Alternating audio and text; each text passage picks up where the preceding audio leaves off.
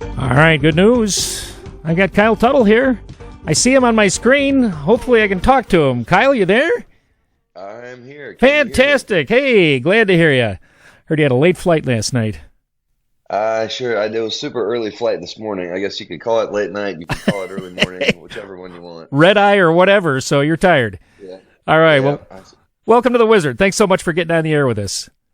Yeah. Thanks for having me. I apologize again for my tardiness. Oh, no problem, no problem. We played some of your music, gave us a chance to listen to some good stuff, so we were playing a few of your songs here, so. Great. Hey, so you've got a new album coming out. You're touring in support of this new album. So the new album is sounds like Labor of Lust, your latest album. It explores the difficult duality of professional music.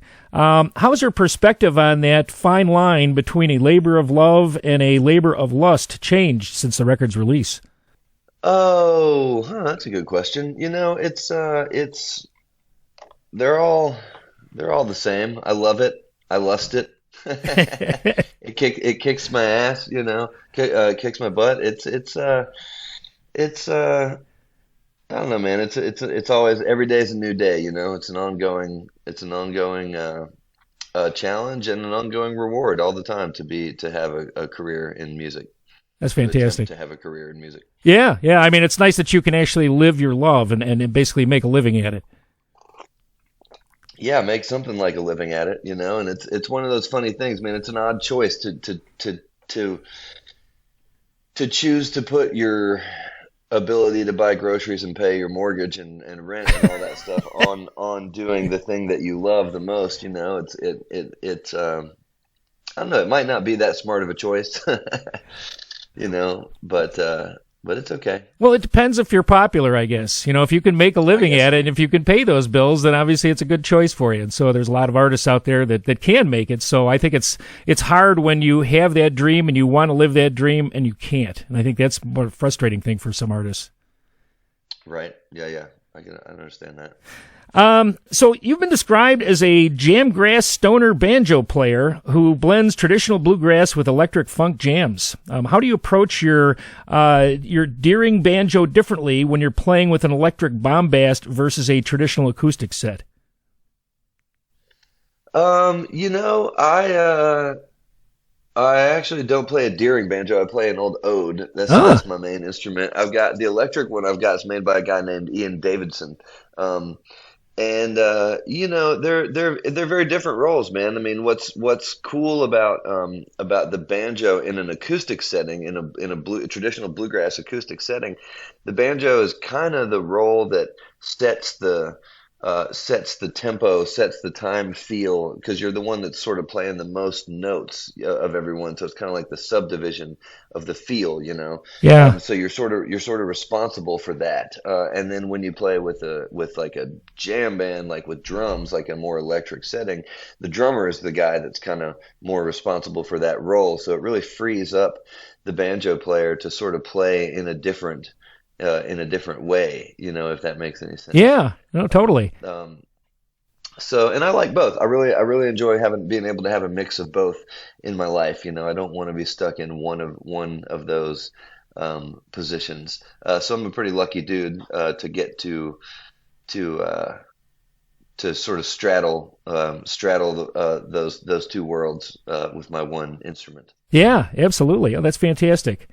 So you've mentioned that songs like Hard to Say help you process the loss of mentor Jeff Austin and personal life changes.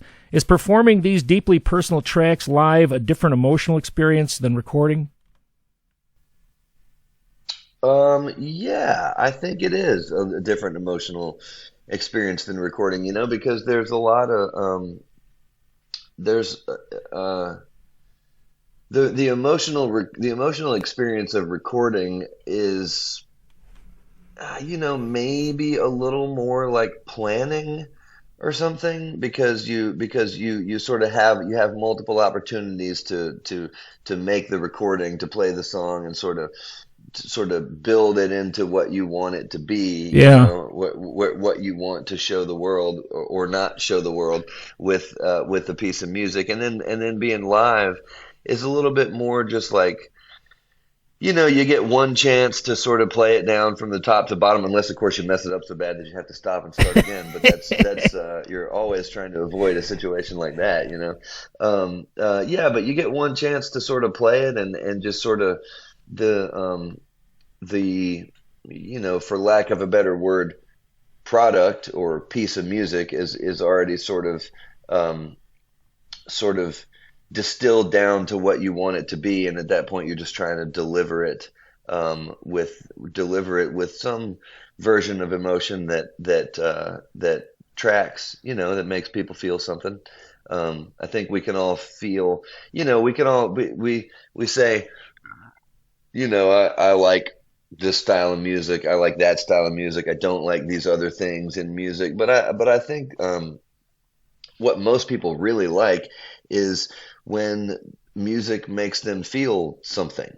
When it might not be the style or your favorite performer or your favorite thing, or it might be your favorite performer or your favorite style, and they're not feeling it on that day, and it doesn't make you feel something, and it feels a little lackluster.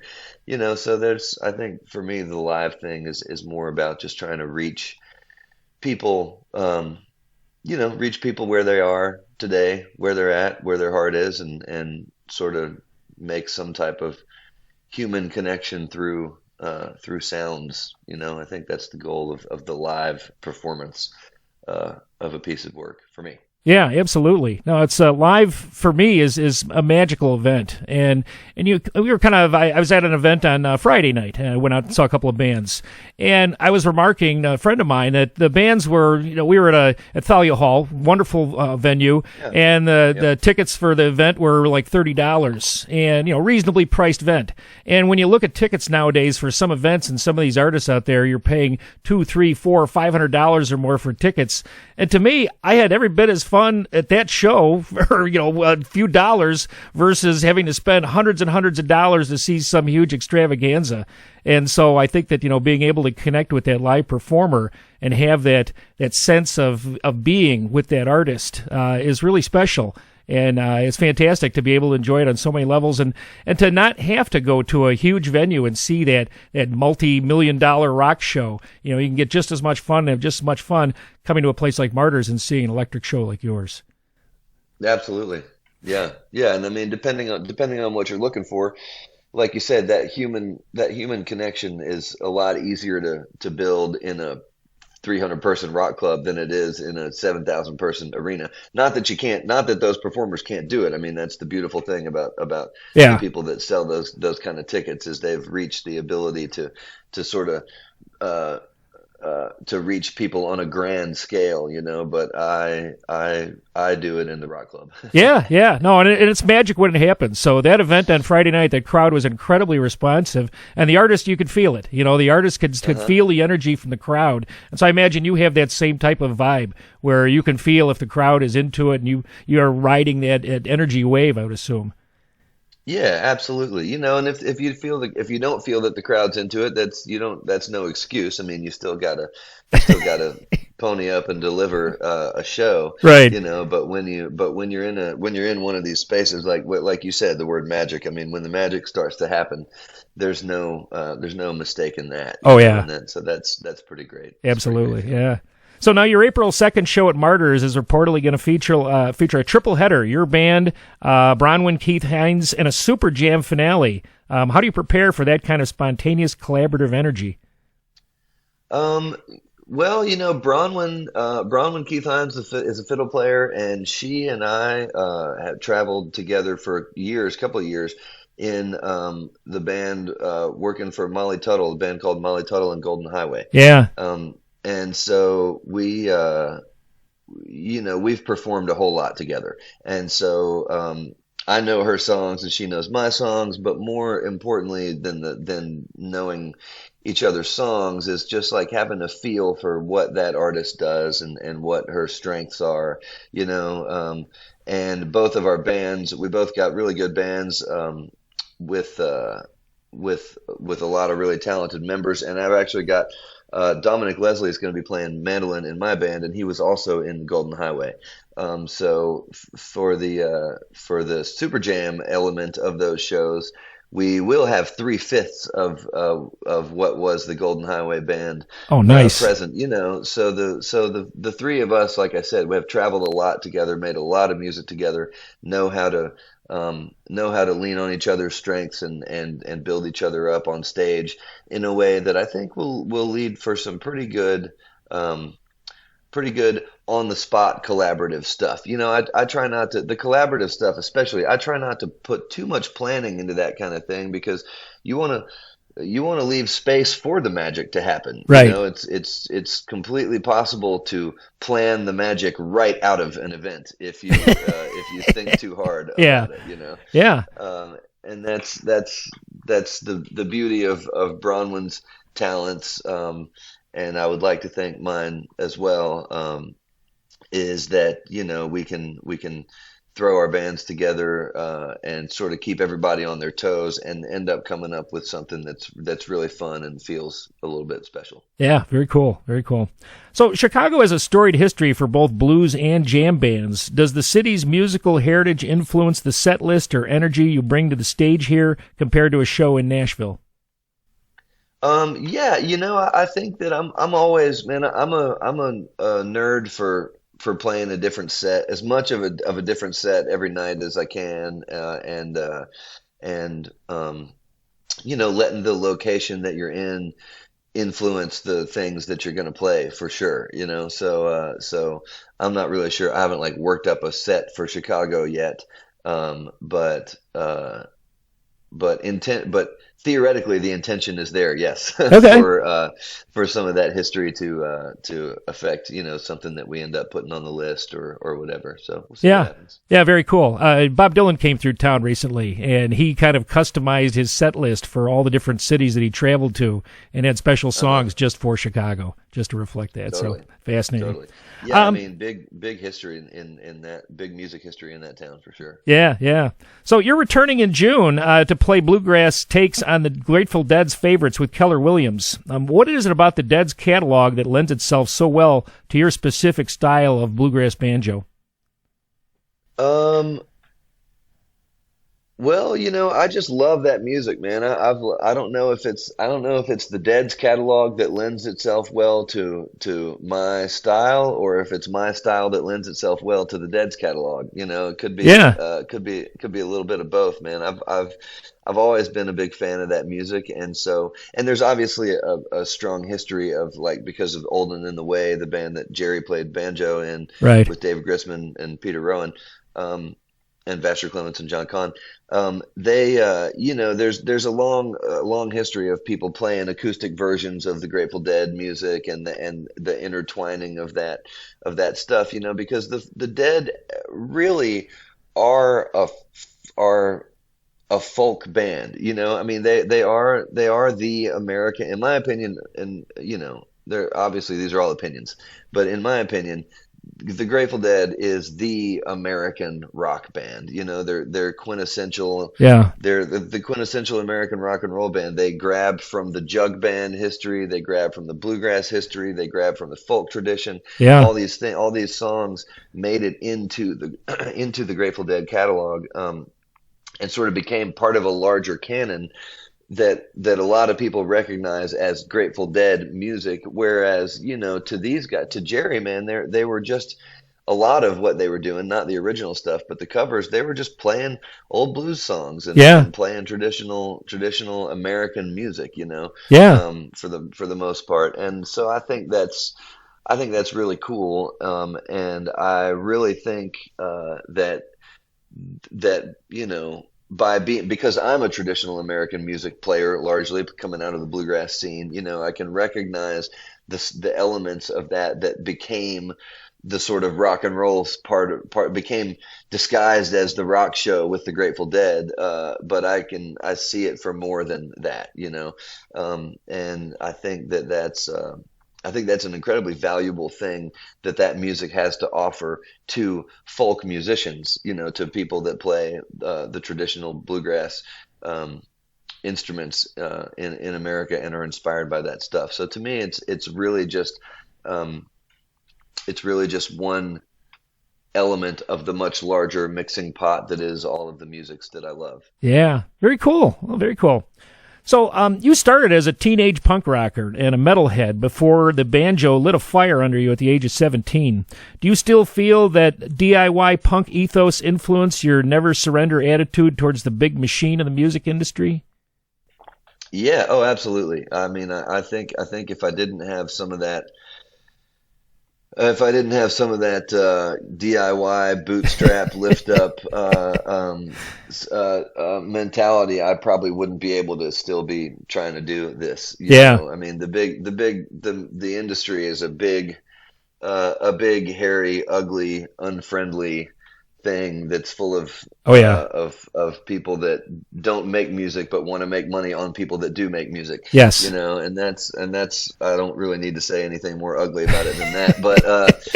Yeah. But it takes it takes a deep love, and maybe that's where some of that lust comes in too. You got to be you got to be a little bit crazy.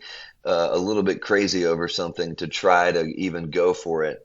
But it takes a lot of I don't know if it's self-confidence or self-love or just stubbornness to get up and do it again even when it's things aren't going your way. It's Yeah. some combination of all that stuff. But man, yeah, I think that DIY punk rock ethos about it has served me well and continues to. Very cool. So you've mentioned being scared to mess with your current banjo setup because it sounds exactly right. For the gearheads listening, what is it about your current rig that makes it the perfect tool for your sound? Well, that's correct. I am a little spooked to do any changes. A lot of banjo players are traditionally known for swapping out little pieces of what's cool about the banjo. A lot of people probably don't know this. The banjo is if you got a guitar or a mandolin or a fiddle or an upright bass, those things are made out of wood, almost exclusively wood, and they're all glued together. So you can't just it's very difficult to just change one part of a guitar, of an acoustic guitar, right? Yeah. Um, but the banjo is made of largely metal and some wood, and those pieces are all just screwed and bolted together. There's very little glue on the banjo. So traditionally, if it's like I got a buddy that likes to say it's like a tractor. It's basically you can switch out an alternator, you can switch out a gas pump, you can switch out a water pump on a banjo, as quickly as you can get a wrench and throw a new piece on and put it back together. And banjo players typically are big nerds for, oh, which tailpiece are you using? I just switched to this tailpiece, or I just switched to this tone ring instead of this one, and I changed the hooks on this, and I got new tuners here, my setup is in such a sweet spot right now that I am afraid to really go messing with it like a lot of people do. Yeah, if you're happy. Because banjo players are always, you're always in search of the next better part. And knock on wood here, the knock on the wooden wall behind me. I feel pretty good about the pieces that I've got put together. I'm playing a 1979 Ode style C pot, the round part of Yeah. the banjo is called the pot, the drum part, that I bought off of a good friend of mine's dad when I was a teenager, and I've been in love with that banjo ever since I started playing I'll be the darned. instrument. And I've gone in and out of other instruments, but I've sort of always come back to that one. That's the main pot that I've come back to. Huh. And I got a neck made by a fellow named Robin Smith. It's without going too much into details, it's got a radius fingerboard, which is kind of a more modern banjo style, and it's got some jumbo frets, and it's got very wide string spacing. The neck itself is pretty wide across, so the Yeah. strings can be nice and far apart, Huh. which gives you a lot of room to get in there and sort of do some more intricate things that Yeah. are more difficult on an old style banjo. So that's my rig. It's a 1979 Ode with it's an all mahogany 1979 Ode with a maple Robin Smith neck that I've had on it for, at this point, I think about 15 years now. Wow. Nice. Very nice. Okay, so weird question. You once mentioned a dream pairing of spicy vodka pasta and Bruce Springsteen. If you had to pick a Chicago-specific meal to pair with a particular musician, what would it be? Oh man, a Chicago specific meal to pair with a specific musician. Oh man, well, I think man, I know there's so many I know there's so many great blues cats and R&B traditional stuff that's come out of Chicago. So I hope the trad cats in that scene don't hit me too much for this one, but my buddy Jeff Austin was from Chicago too. When I from the Yonder Mountain String Band, I played in Yes. his band for a couple years, and for the last 3 years of that band, and the dude loved an Italian beef sandwich. There you go. So a dipped hot with peppers, hot and dipped. That's it. So I That's it, gotta man. say, Oh, yeah. if I'm thinking about a Chicago meal and Good call. a music artist, I'm probably going with dipped Italian beef with Jeff. Good call. So, outside of music, you're known for your love of fishing. Have you ever found any good spots or just a moment of peace on the Chicago lakefront? Man, you know what? I haven't spent too much time down there. I've stayed a couple of times. I've done gigs. I have stayed downtown, and I have woke up in the morning and walked down to the waterfront and sort Yeah. of taken it all in. Walk by the bean, and all that stuff. I have found a excellent moment of peace there. Once my partner Lindsay Lou and I stayed downtown. We're passing through town, stayed downtown, and had a really nice semi-snowy, cold morning, walking around and hanging out by the waterfront and all that. It was a couple years ago.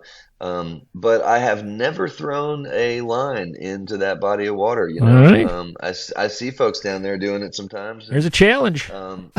There's a challenge, man. Yeah, I've never hooked one out of the lake. So one of these days. Any specific type of fish that you like to fish for? Man, and mostly I'm a smallmouth bass, largemouth bass guy. Okay. I live in Tennessee, so like Middle Tennessee is kind of smallmouth country, bass in general country. A lot of good bluegill fishing. If you like to eat, I like to eat bluegill, a little smaller panfish, so I'll catch up a mess of those and fry them out here. But man, that's I don't really eat the bass. It's more of a sport fish for me. Any dream of going after a muskie? Man, you know what? I've never caught a muskie. I've got a good buddy who goes on a muskie trip every year, and I've been wanting with his family, and I've been meaning to go down there and do it. But I haven't done it yet. I do go down to South Florida and do a little snook fishing. There you go. Every springtime too. I'm actually heading out next month to go down there on a trip with my dad and some of his buddies. And we go, fishing for snook and redfish and stuff like that. So that's my annual trip that I do. Very nice, very nice. Yeah. Well, I'm really looking forward to the show coming up on April 2nd. So, for people trying to find your music, where is the best place to find your stuff? Oh man, the best place to find my stuff. I guess these days, it's as much as it pains me to say it, it's probably Spotify. Okay. I know that's not really doing that machine is not doing. Speaking of machines, that one is not doing any of us any favors, really. No. But that is just sort of the name of the game. That's where it would be on Apple Music too. It would be anywhere that you stream your music. You can find my latest record, Labor of Lust, and previous albums before that. Some of it's available through purchase through KyleTuttle.com. So that would be a second place to check if you're actually trying to spend some money. Do you pretty much survive by touring then? Yeah, I do pretty much. I pretty much make it all work just by live one night only appearances. There you go. Yeah, and I'm mostly these days I'm a lot of weekends, a lot of weekend runs going out, Thursday, coming home on Sunday. I got a 10-month-old baby boy at home. Oh, wow. Now, so trying not to, this year I'm not really spending like 2 or 3 weeks on the road anywhere, I'm just sort of running out and doing the gig and then coming home to the boy. Nice. Very nice. Well, Kyle, it's been a real pleasure talking to you this morning. So I look forward to that show. So once again, it's going to be April 2nd at Martyrs. The opener is, again, it's going to be that, forget the name of that, the Cromwell, you know better than I do. Who's your opener? I'm not actually sure. I know this sounds awful. I wasn't totally aware that there was one for the Martyrs thing. I thought that we were a co-bill, but there totally could be support Oh, the act. brown I one, apologize. Keith Hines. Oh yeah. No, we're not really a support act. That's a duo. We're on what you would call a co-bill tour, I guess. Oh, So like okay. one night her band's going to be open, starting the show, and I'll be closing it, and then the next night my band will be starting the show, and her band will be closing it. All right. So we're sort of taking turns. So at Martyrs, is she opening or are you opening? Martyrs, she is kicking off the show. All right. And then it'll be a set from her, then a set from me, and then a super jam there with both of our bands. Very, very cool. Looking forward to it. Well, thanks so much for talking to us again, and looking forward to the show. And I'm going to play out some of your music here as soon as I can get it to go. So let me. There we go. Okay, great. Well, got a little you in the thanks for background. spending my stuff. Thanks so much, Kyle. Looking forward to it. Take care. Yeah. All right. Bye-bye. See ya.